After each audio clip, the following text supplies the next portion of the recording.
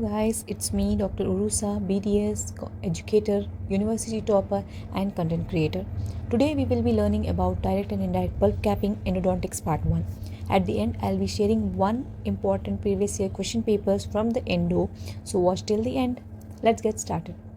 Okay, today's topic is about pulp capping. So what is actually pulp capping is nothing but the vital pulp therapy.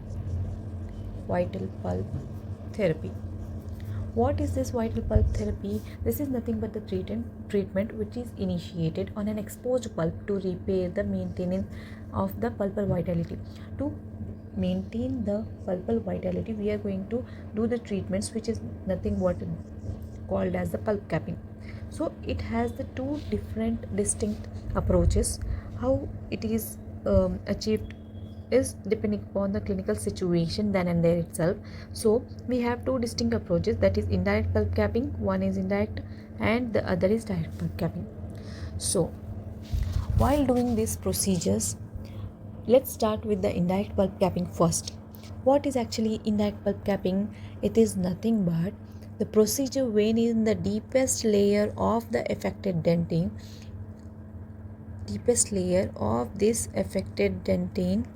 is covered with a biocompatible material in order to prevent the pulpal exposure and further trauma to the pulp. Okay, so in this indirect pulp capping, when it is indicated is when the remaining dentin thickness is less than or equal to 0.5 millimeters. Okay, let's start with the indirect pulp capping. How it is performed? Whenever there is no pulpal exposure and the remaining dentin thickness is less than or equal to 0.5 millimeters, then this indirect pulp capping is performed. How it is done is nothing but remaining infected dentin is removed and the layer is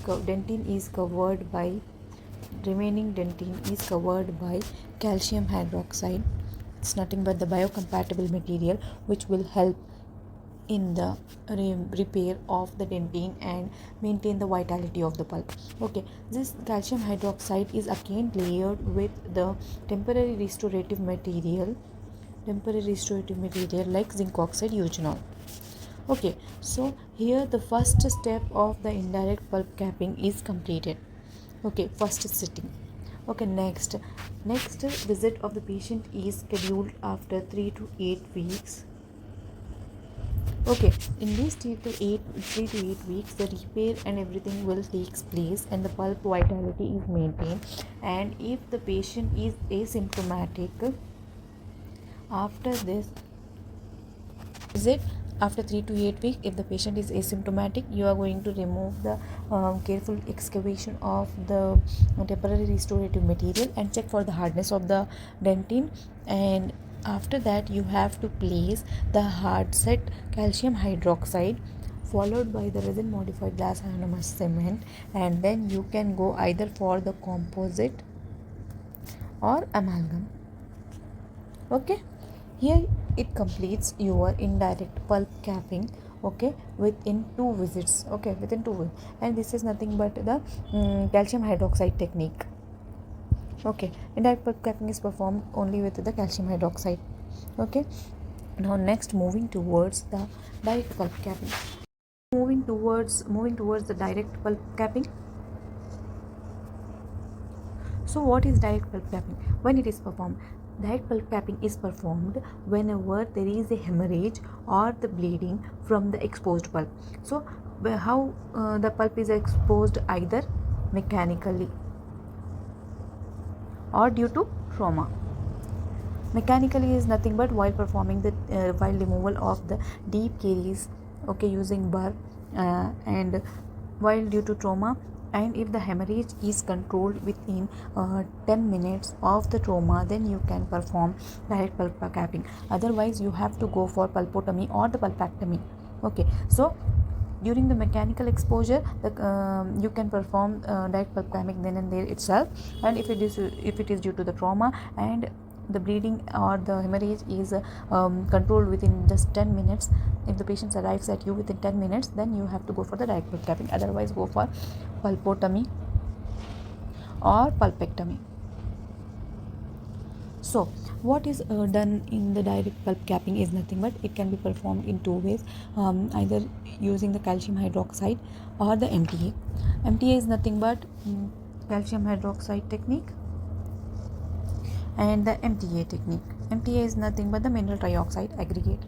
So okay, in this direct pulp capping, so whenever you see a pulp exposure, you have to give LA, okay, and rubber dam. Okay, then hemostasis should be achieved. Okay, you have to stop bleeding through the exposed pulp. So hemostasis, how can you achieve it? With 6% sodium hypochlorite, okay, NaOCl, and it should be done within 10 minutes. So after this, when you achieve hemostasis, then you can either go for the calcium hydroxide technique, and another one is MTA technique, mineral dioxide aggregate. In this calcium hydroxide technique, calcium hydroxide is placed and then it is layered with the resin modified glass ionomer cement. Final restoration with composite or amalgam. Okay, and this MTA technique, there is interim restoration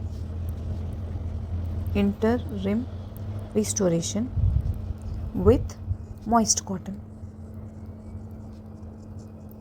So a cotton pellet is placed on the exposed pulp and followed by unbounded composite. This is placed and then followed by composite, and the visit to, you have to, in the second visit you have to go for the final restoration.